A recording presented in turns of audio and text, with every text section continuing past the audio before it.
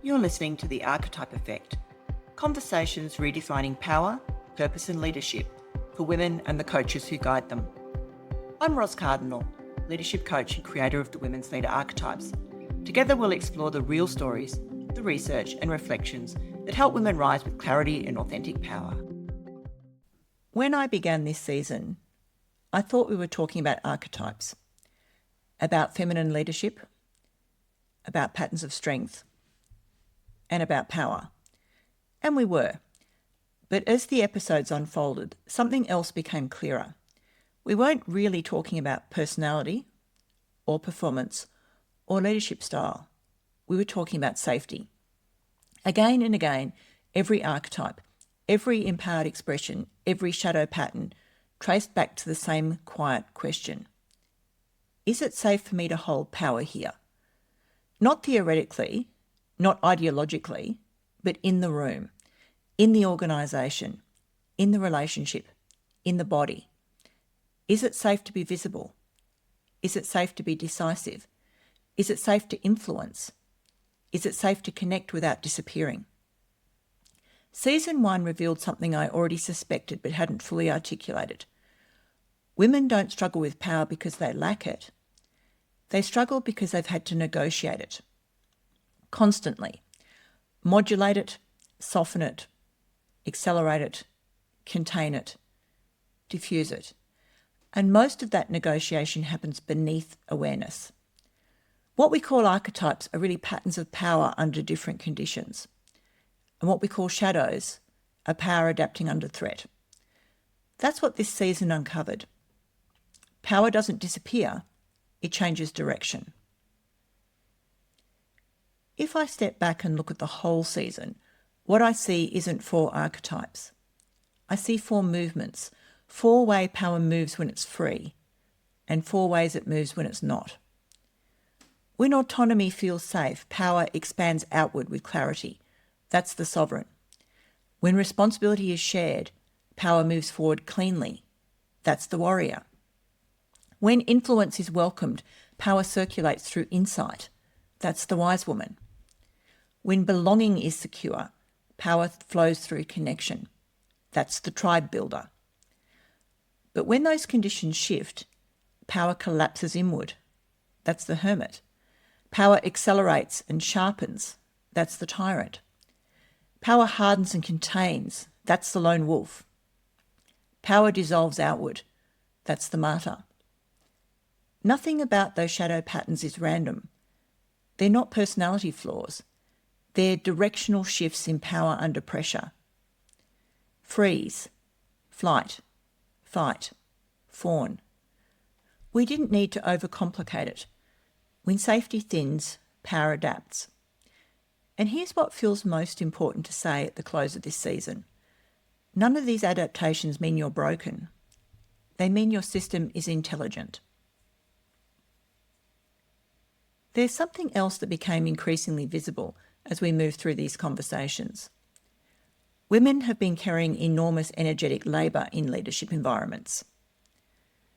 Not just the work, the regulation, the constant calibration of how much space can I take here? How direct can I be? How much softness is required? How much strength is too much? That ongoing negotiation is exhausting, and most of it has been invisible. The sovereign negotiating whether her authority will be accepted. The warrior wondering how much she can relax before the standards slip. The wise woman deciding how much knowledge to share without losing status. The tribe builder calculating how much care she can give without disappearing. This is what season 1 revealed most clearly. Women are not confused about power. They are navigating unstable conditions around power.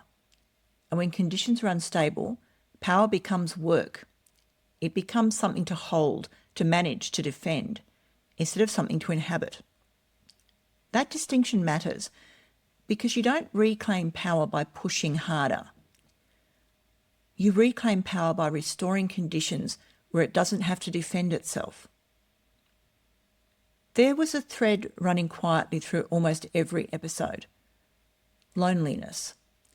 Not social loneliness, functional loneliness. The hermit withdrawing because visibility feels costly. The tyrant carrying responsibility no one else seems to fully hold. The lone wolf containing complexity alone. The martyr, overgiving to preserve belonging. Each of these patterns isolates in a different way, and most high-capacity women know this experience intimately. Being the one who sees, being the one who handles, being the one who understands, being the one who keeps the peace. From the outside, it looks like competence. From the inside, it often feels like vigilance. And vigilance is tiring. Season 1 didn't reveal that women need more confidence. It revealed that women need more shared responsibility, more shared authorship, more shared emotional labour, more shared thinking. Power becomes distorted when it's carried alone. It becomes integrated when it circulates. One of the most important shifts for me this season was reclaiming the word power itself, because so many women hesitate around it. Power has been coded as dominance, as control, as something sharp or extractive. But that's a very narrow version of power. Power is simply capacity to act, to choose, to influence, to shape direction. When power is healthy, it doesn't feel big and dramatic. It feels steady. It feels like breath that drops lower, like shoulders that soften, like not needing to argue with yourself before speaking. It feels like range. And that's another thing this season clarified. Mastery is not perfection.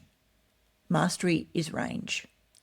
The ability to move between autonomy and connection, between action and reflection, between influence and collaboration without losing yourself. When power has range, it doesn't need to armour up.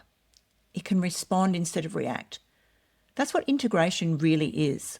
Not eliminating shadow, but expanding range. If there's one thread I would pull forward from this season into whatever comes next, it's this. Recognition changes everything. Not because it fixes anything, but because it softens shame. And when shame softens, choice returns. When a woman recognises that her withdrawal is protection, she stops attacking herself. When she recognises that her control is fear of collapse, she can begin sharing the load. When she recognises that her containment is guarding influence, she can experiment with circulation. When she recognises that her overgiving is fear of disconnection, she can test new boundaries. Nothing in this work is about becoming someone else. It's about understanding the intelligence of what's already happening. Season 1 revealed that most leadership struggle isn't incompetence, it's over-adaptation. And over-adaptation relaxes when conditions change, not when pressure increases. So where does this season leave us? For me, it leaves us with a more honest map of feminine leadership. Not a heroic one, not even an aspirational one, but a real one. It leaves us with language for patterns many women have lived with for years without naming. It leaves us with compassion for shadow, without excusing harm. It leaves us with a clearer understanding that power under threat doesn't disappear, it shifts. And perhaps most importantly, it leaves us with this. Power is not the enemy. Isolation is. Over-responsibility is. Unshared load is. Unstable conditions are. When those shift, power steadies. And when power steadies, leadership softens without weakening. Strength becomes grounded instead of sharp. Wisdom circulates instead of hardening. Connection nourishes instead of draining. Autonomy expands instead of collapsing. That's what this season revealed. Not that women need to become more powerful, but that their power has been working very hard to survive. And survival is not the same thing as inhabitation. If you've listened to this season from the beginning, I hope you're not walking away thinking about what you need to improve. I hope you're walking away with a deeper respect for what your system has been managing, for the intelligence of your adaptations, for the cost of carrying things alone. And maybe, just maybe, with a little more gentleness towards yourself. This is a season break, a pause, not an ending. And sometimes a pause is where power regains its range. Not through effort, through breath, through space, through no longer needing to prove anything. We'll pick this up again soon, but for now, let it settle. Not as theory, as recognition. I'm Ros Cardinal, and I'll see you in Season 2. Thanks for joining me on the Archetype Effect. If this episode sparked an insight, share it with a woman who leads, or leave a review so more women can find these conversations. Until next time, lead with purpose and power that feels like you.